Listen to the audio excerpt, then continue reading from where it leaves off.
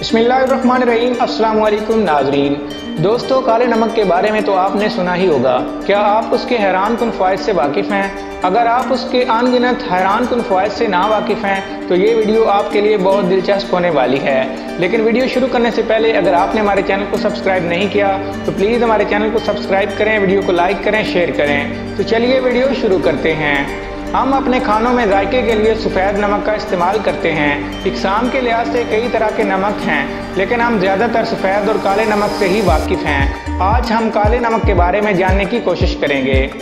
नमक का मिजाज गर्म और खुश्क होता है। काले नमक में chloride of sodium, sulphate of soda, caustic soda और थोड़ा बहुत सल्फेट ऑफ सोडियम भी पाया जाता है।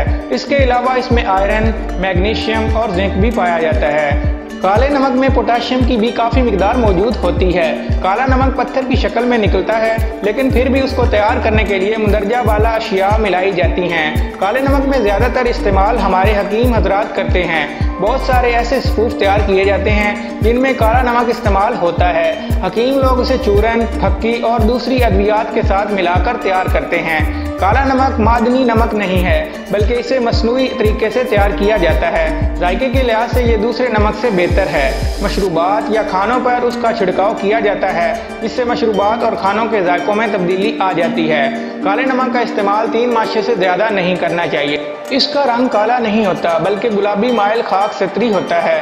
नमक की कोई भी किस्म हो, उसका ज़्यादा इस्तेमाल नुकसानदेह ही होता है। लेकिन अगर काले नमक का सफ़ेद नमक के साथ मुआवजा किया जाए तो काले नमक के फ़ायदे ज़्यादा हैं। काला नमक हाजमे को दुरुस्त रखता है, बदहज़मी, रिया और पेट दर्द के लिए मुफीद चीज़ है। काला नमक बवासीर के मरीजों के लिए भी फ़ायदेमंद है। काला नमक तेज़ाबियत को कम करने में मददगार है। काला नमक एसाबी निज़ाम को बेहतर बनाता है। काला नमक पट्ठों के दर्द के लिए मुफीद है। काले नमक के इस्तेमाल से अफारा नहीं होता।